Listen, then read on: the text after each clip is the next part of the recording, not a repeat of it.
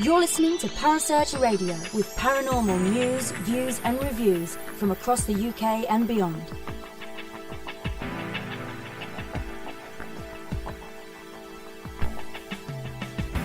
Find us on Facebook, Twitter and the World Wide Web at Parasearch Radio. The views and opinions expressed by presenters and guests are their own and do not necessarily reflect the official policy or position of Parasearch UK Radio or its affiliates and sponsors. Listener discretion is advised.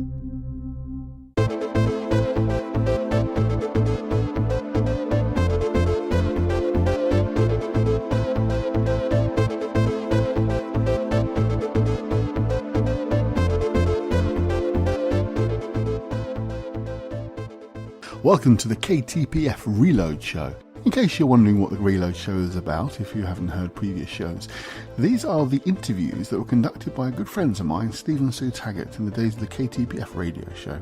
Their own radio show ran for just over 4 years, broadcasting every week for over 3 hours. I joined them in the last 18 months of the show's run, but eventually the guys felt they'd just about had enough. It was a monumental effort to keep broadcasting every week for 3 hours. It was a wonderful show. But unfortunately they're no longer involved, and the shows have just sort of sat in the archives, so I thought it would be nice to bring them back to life and bring you the interviews that the guys conducted over those 4 years. They include some of the most interesting people within the world of the paranormal and some not so well known but still, nevertheless still very interesting. We even have 1 or 2 rather unusual shows, including a live seance and other things along those lines. Anyway, hopefully you enjoyed tonight's show, and this is the KTPF Reload Show. Enjoy. This program deals with themes of an adult nature and is intended for a mature audience. They've landed. You're in the right place. Online, on the web, and on air. All over the world. Talk radio. You hear us, we hear you. I hope you can hear us all out there in the hub. And we have got a show for you. There's a fantastic programme on Sky Television as we speak every Monday night where you can see a group of 6 investigators that are going round after watching viral footage on YouTube and checking out to see whether it's fact or faked. Yeah, we'll be having Ben Hanson on. I'll be calling him up on Skype for an interview with him, so please stay tuned for that. Right, well, it's time for us to call our special guest. It is. So I'm going to leave you with this for 32 seconds while I give him a call. We'll see you straight after this. Oh my God! There's a flying saucer. I'm getting a series of lights right there. Oh my God. What the heck is happening?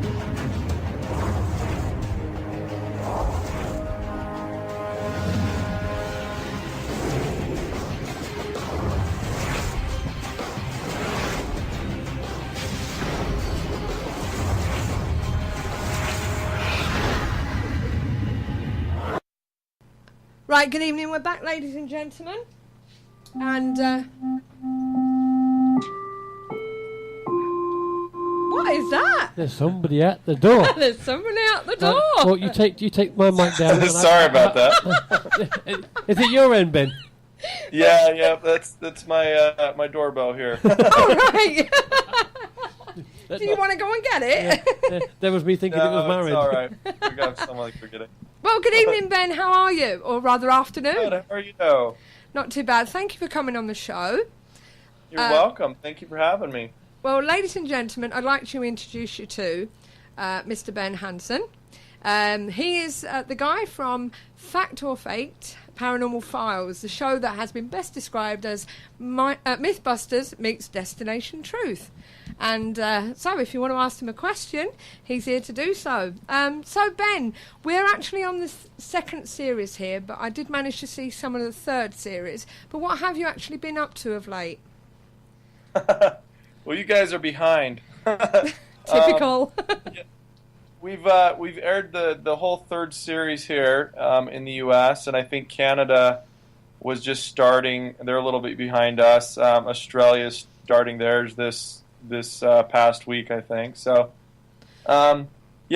we finished filming back in June, and I've been just traveling around the country to different ghost hunting events, UFO sky watches, giving lectures, doing appearances and all that stuff, staying really busy. Right, so, but just to go back a bit, can you just briefly tell us a bit about the show for those that haven't quite found the SyFy channel over here? If they haven't found it, they sure. won't tell it off. Well, we started filming, I guess it was 2010, and basically the show, I don't produce the show, but I was able to be on the ground level of a lot of the conception of it, and I was looking around and seeing kind of what else was on TV, and I decided that a lot of these shows are observation based, which is fine, but what that means is that they start out with a location that is allegedly haunted, and then they'll go and just wait for things to happen. And I felt like, because of my kind of background in law enforcement investigations and all that, it would make sense to maybe start with the evidence that you already have on hand. And so that kind of evolved into us doing experiments. You guys, I'm sure, have the show Mythbusters. Yeah. So we became kind of the Mythbusters of the paranormal, and we didn't set out to debunk things. I like to think of it more as verifying different cases. So we're able to take a look at something and look at the most reasonable or simple explanation first. And if that isn't satisfying, then we look at the paranormal. Right. We've had a question for you from Jebby. Can I jump in just go on then, before we ask the question. I was wondering whether, for myself, whether you actually did any investigations like this while you were still in the FBI. And like Sue was just about to say, it's a bit of a switch from the FBI to paranormal investigating. Why the switch? Yeah, it is. It's quite a change. There's more that is, I guess, pertinent than you would think, though. I can't talk about any specific cases that I did while I was there, because I'm not sure if they've gone to court yet, and I'm really a lot of them were national security stuff. But I can tell you, it's not your routine type of a case the FBI would get involved in. However, it is public record that the FBI has done investigations into, for example, cattle mutilations in the 70s because of the outbreak. They were also involved, or requested to be involved, in flying saucer crashes. We have the Hoover documents from that. Yeah. So, every now and then the agency, something crosses over, anything that has to do with national security. They would be interested in that. But as far as making that transition, I always, loved both worlds. I loved working in public service. It's very intrinsically satisfying to put criminals behind bars. At the same time, I've always had this kind of passion for paranormal, but unfortunately, unless you're on TV or writing books about it, you really can't get paid for it. And I grew up, in high school and things, watching, like the X-Files. So I thought, well, why can't I have the best of both worlds? And I did leave the door open when I left law enforcement to go back there, because I love it. But this is different. For example, the boss that I have now is the audience, and it really doesn't feel like work a lot of the time. Right. So. Well, I don't know whether you're actually on our webpage and seeing the chat room at all, but if you are, there's a lot of swooning going on. I must admit. Log in there and I'll take a look at it. What's the address? It's ktpf.co.uk. And KTPF.co.uk. Okay. And when you get in there, there's once you get on the page, there should be a big blue button that says KTPF show. Just click that, and you'll see the chat room there. Yeah. Unfortunately, I wouldn't go into the filming bit because otherwise you'll get a lot of interference over the You Skype. have to keep that bit quiet. But you can see the chat room bit, and notice how the women have come on alive. And most of make the most of it, girls. Next week you've got a old 50-year-old with middle-aged spread. Yes, one of our people in the chat room has asked about Project Blue Book. Do you know anything? Yeah. What is Project Blue Book?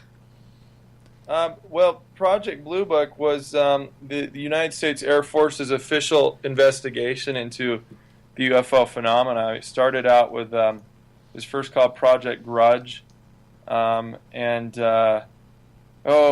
my mind. They called it two things before it was Blue Book, and really, though, what we understand about it now, it was kind of a public front, because the real cases of the concerning UFO cases that concern national security didn't go to Project Blue Book. They went directly to another arm of the Air Force, and they kept it up till I think it was 67 or 69, and it was officially closed because even though they had about 5% of the cases they couldn't explain, those cases were not a threat to national security. It's kind of like the parallel program that the MOD has there with Nick Pope is a famous UFO researcher who was kind of the bookkeeper for the files there as well. Right. Well, you've got a crack team with you, and as I say, you've got Bill Murphy as your lead scientist. Effects specialist Larry Coughlin, is that? What? How do you pronounce his name? Coughlin.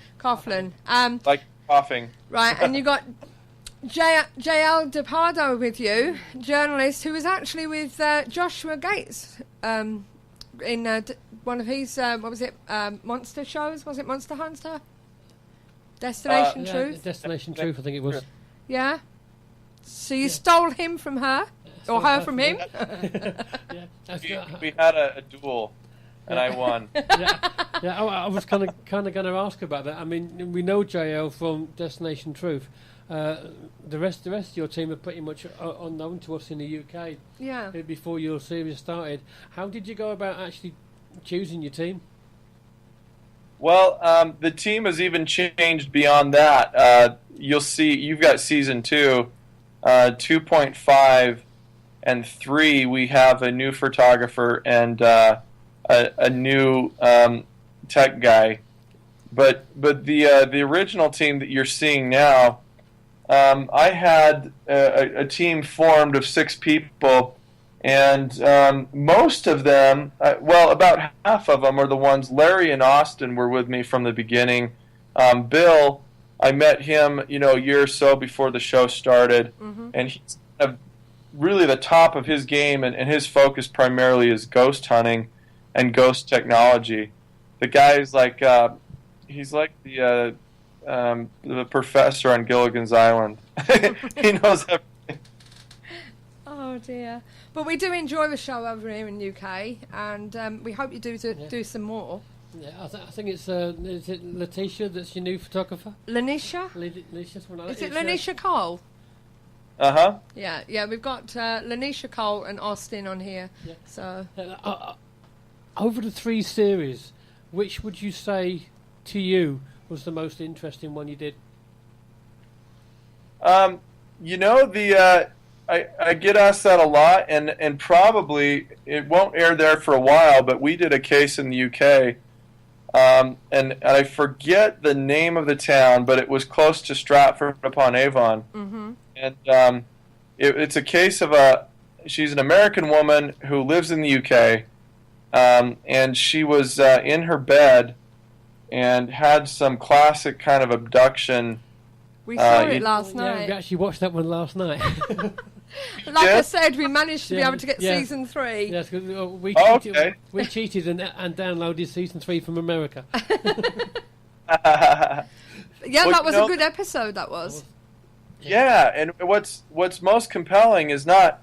I mean, we were able to replicate. I don't want to give it away for those who haven't seen it, but pretty much the how she could have done it if she would have hoaxed it. But this is a very, very credible family, and the interviews indicated to me that she really had at least what she perceived as a that experience, and she doesn't say it's alien, but she appears to have just kind of disappeared in her bed, in the mattress, kind of the sheets dissolve for 13 minutes, and then the figure reforms, like she'd never been gone. So it really baffles me. She's willing to come out now in public. She's going to be speaking with me probably in the big conference coming up in Edinburgh in August of next year. So that was a great case. Yeah, it was. I was actually interested. It was quite funny because when the case came up, the first thing I said to Sue was what you actually did to replicate it. Yeah. Yeah. Is there anything that you've, out of all your shows you've done, what would you say the percentage was that you're actually finding between fake and truth? Well, in the first season, it seemed like we were about half and half.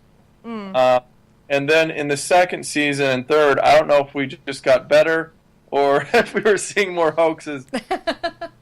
It's good when you can actually find the hoax. That's the old good thing about it, really. And, it's good when you find the truth as well. But the fact, we have programs over here and it's all about ghost hunting. Yeah. We ourselves are a paranormal group over here. And it's all about the ghost hunting. And we see these shows. One actually crossed the Atlantic and came over to you. And yours have done the same this way. But it's all about going to see the ghost hunting, and they normally do stuff and what have you. But yours is coming from a different angle. You're going in cold and seeing what's happening and what's supposed to be happening. You're taking the stuff off of where I assume YouTube and seeing all the vile footage that's out on the internet, and that's how you get your series going, basically, and it's fantastic. Yeah. It's a good concept, to be honest with you. I enjoyed the one I watched the other night on the battleship. On the battleship? Yeah, where the camera got damaged. That was cool. Yeah, that was good. Let me tell you, that if you ever get a chance to go there, that's one of the most active places I've ever been. Wow. Even between filming, when our cameras weren't rolling, we had these big serving metal trays, that they have in the kitchens with the lids, and we had one of those. I wasn't making fun of the ghost. I was just talking about how maybe he had fallen down this certain well, and supposedly a soldier had died there. And all of a sudden, one of these lids picked up and slammed back down right behind me. And that was right before our camera was destroyed. Wow. So something was not very happy there. I bet. So I'd love to work with you. I actually like that because we hear some of the stuff that you don't see on camera. Yeah, I'd love it if you ever came over to here and you could work with us. Yeah, I mean, I don't know if any of our listeners have served in the Navy at all, but all their tops have lips, so nothing can actually fall off. And that's where the camera was that got damaged and it ended up bouncing on the floor. Yeah. It was. So I was looking at Jay's face. She was not happy with that camera went. But where are you guys located? Pardon? Sorry. Where in the UK are you located? We are actually in Manchester in the UK. Ah, I love Manchester. Yeah, so we're there, even though from our voice, we're not Mancunians, we actually come from down Kent way, but we live in Manchester now, and we've been part of a paranormal group for nearly 7 years now. We've been doing paranormal investigating. Yeah, we've had our own team for 6 years. Yeah, we've had our own team for 6 years, so, and we're not a company, we're a not-for-profit group. So, because there are companies here that go out and do their bit. We do a similar sort of Really? thing. Yeah. You have groups that charge for their services? Yeah, when I say charge, I don't mean like what you do, and going out and seeing whether there's anything going on. What I mean is we would go to a place like a museum or something, and we'd hire it for the evening, and then we'd take... we'd charge the public to come on that investigation with us. Oh, gotcha. And show them what a paranormal investigation's like, Yeah. And get them involved and let them be a paranormal investigator for the evening, and they do all the experiments and stuff like that, I thought you were talking about charging like Ghostbusters, like you guys have proton packs. Oh no. We do that. We do private ones, I must admit, but we never charge for that at all. Yeah, we never charge. No, for helping people. that's a service we do that we don't charge for. Now, but I'm reading here online. Having said that, if you do have a spare proton pack, I would love one. Yeah, an IR camera would be really nice. But are you reading all the comments in the chat room? Yeah. I see something about a sexy voice, a nice bum, and then ask him to say hi to us ladies. So hi, ladies. Oh dear, I don't know. There was one there I just saw. Let's see if I can go back up. There was some questions there.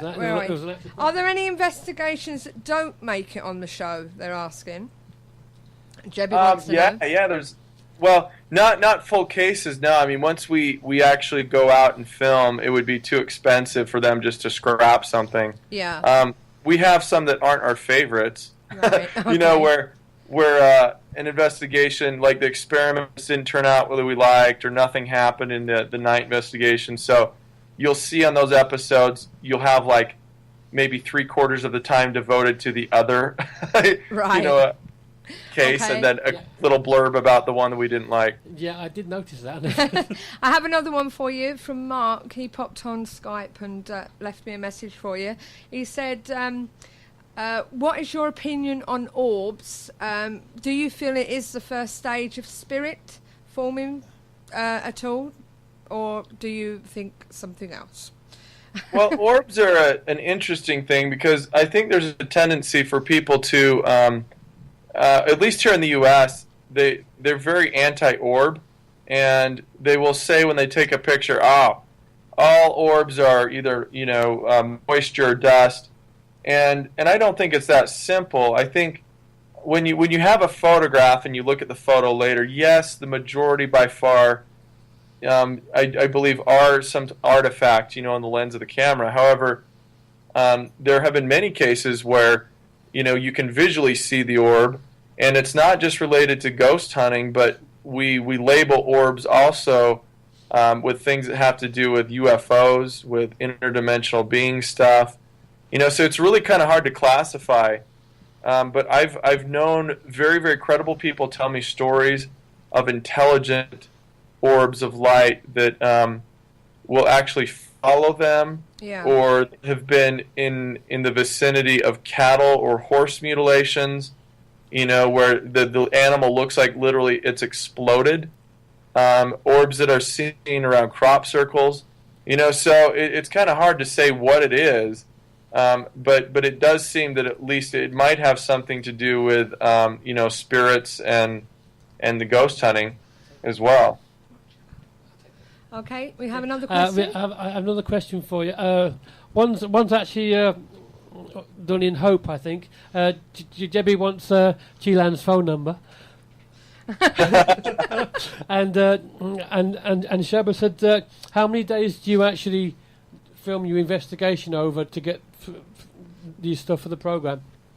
Well, if we film domestically here in the U.S., we film probably, we have two episodes, or I'm sorry, 2 cases per episode, and each of those cases takes up, when you take the commercials out, pretty much only 17 minutes of film, but each of that 17 minutes is filmed over roughly 4 days in the field and 2 days in the office. So you're looking probably at about, with all the different cameras and stuff, about 70 hours of film whittled down to 17 minutes. Wow. Yeah, that's what a lot of people don't realise. Yeah. Especially, it's the same with the big show that was on over here. We actually worked it out that there was only about 15 minutes of actual investigation on the show, and that was filmed over 2 or 3 days. Well, you got another question for you. I've got to try and I haven't got much time left with you, but Okay. Dazzy from Sixth Sense said, what would you say is your best paranormal experience, maybe on the show, but you've had a lifelong fascination with the paranormal, so what is your best experience you've had? Well, I'll give you two. Okay.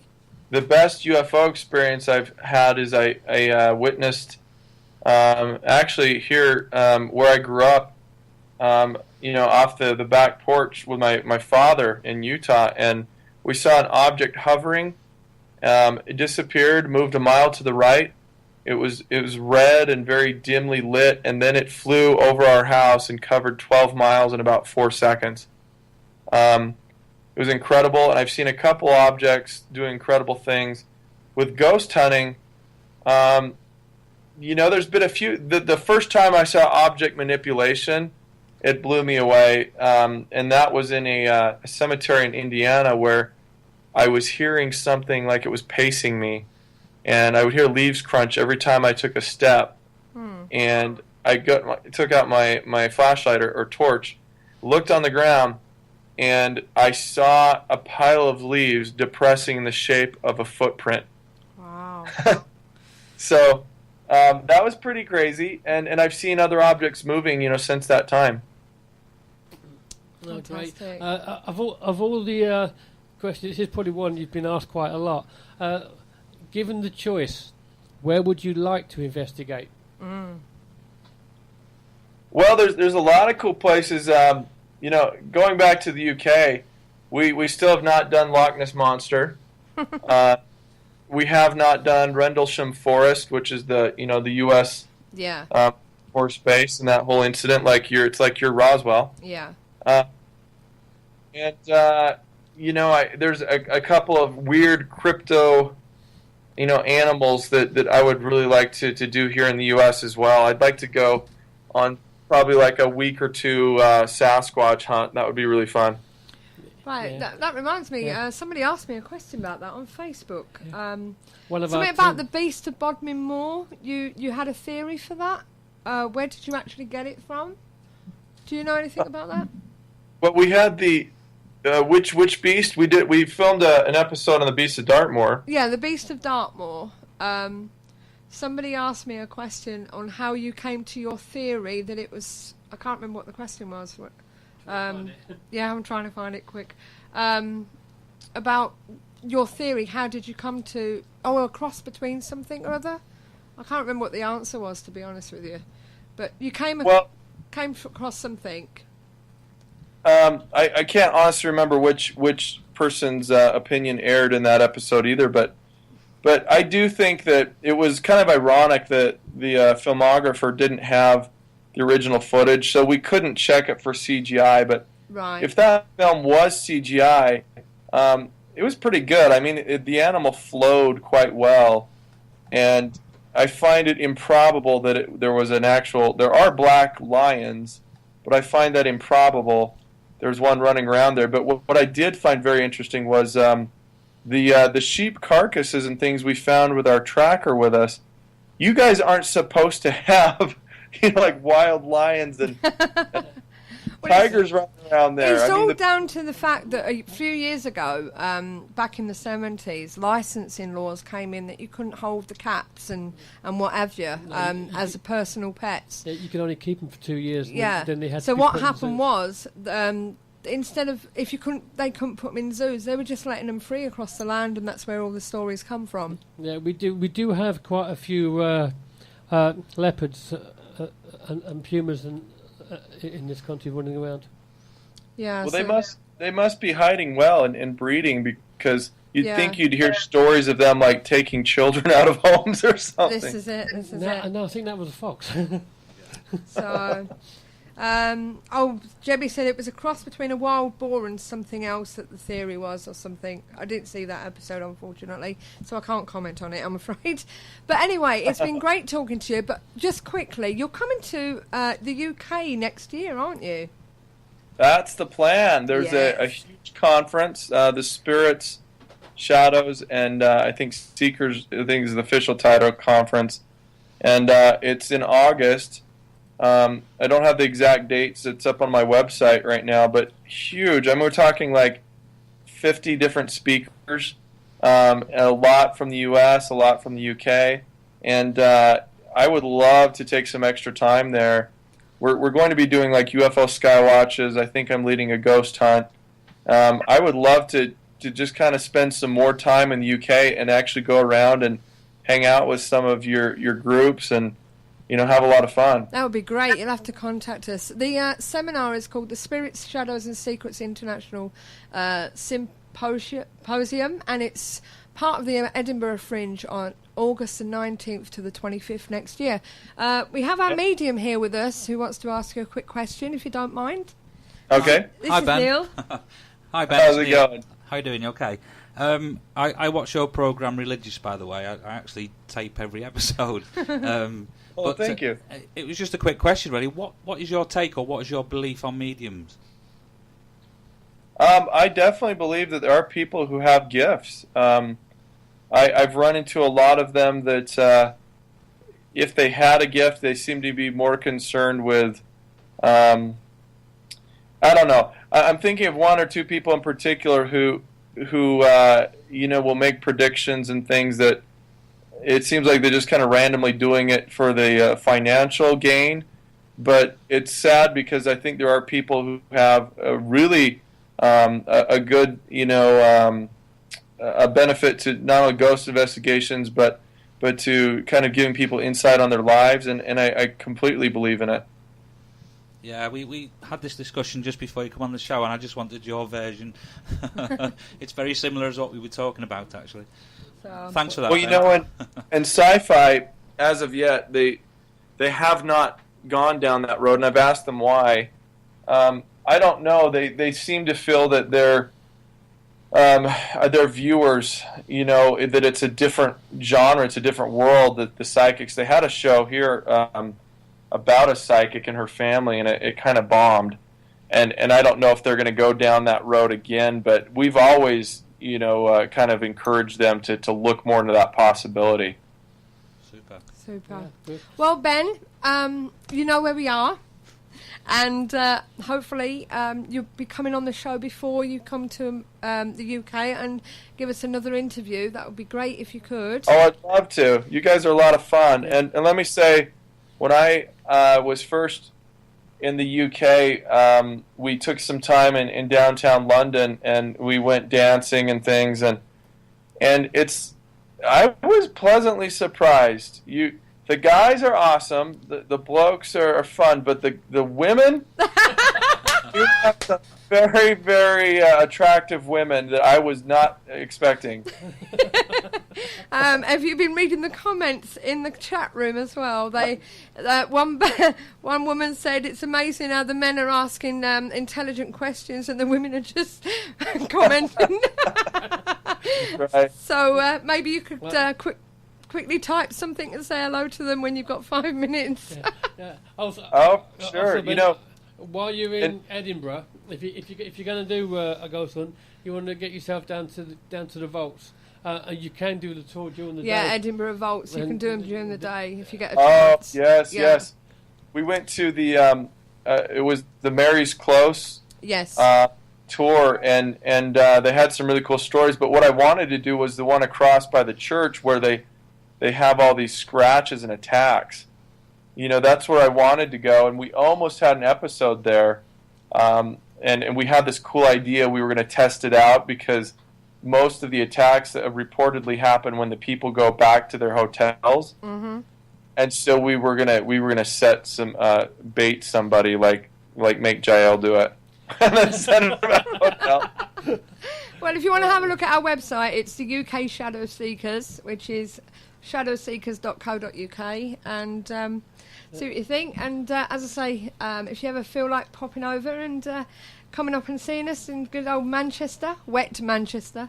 Yeah, and if you ever need assistance, there's us, and there's at least one group on the chat room that would be more than willing to give you a hand. Yeah.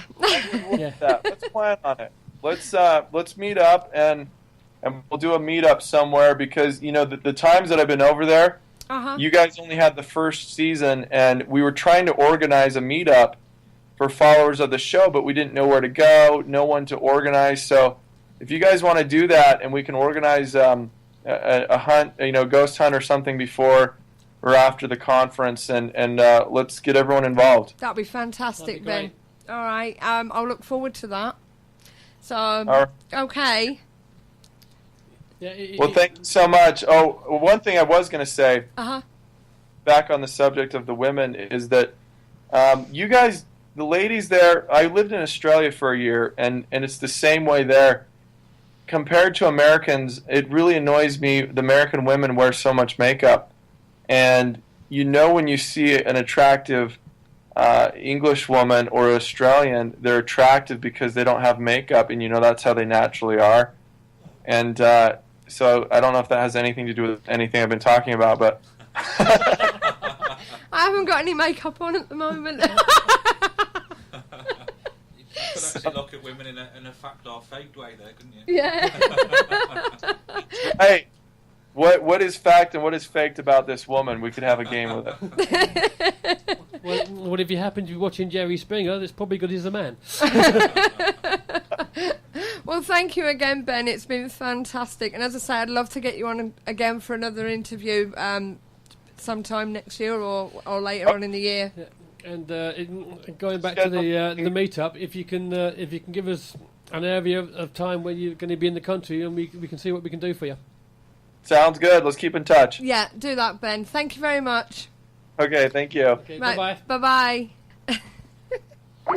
Oh, ladies and gentlemen, that was Mr. Ben Hanson. Oh my God! There's a flying saucer. I'm getting a series of lights right there. Oh my God! What the heck is happening?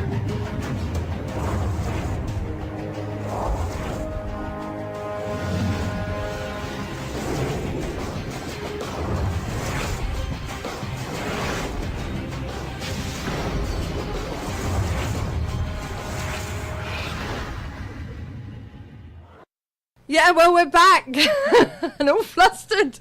How are we, ladies? There were so many oohs on that chat room. I thought I was hearing ghosts. To give a big thank you, obviously, to Ben for helping us out tonight, and also for you for listening and for all the questions. Yes, we had lots of questions tonight, didn't we? Yeah. So until next time, please join us again on the show, and have a good week. And if you're investigating this Saturday, have a good one. Okay, and we'll see you then. Until then, guys, we're keeping the paranormal friendly. Thank you. So good night and God bless. And here's the outro. Hello, Harry Price here. Good evening. If there's nothing myself and everybody else enjoy here on the other side more is the sit back and relax and listen to Parasearch Radio with its paranormal news, views and reviews from across the UK and beyond. Make sure to find out more about them on Facebook, Twitter and the World Wide Web, whatever they are, to keep up to date with all their broadcasts throughout the week. And I hope you enjoy them as much as we do over here. Hello? Is anybody there?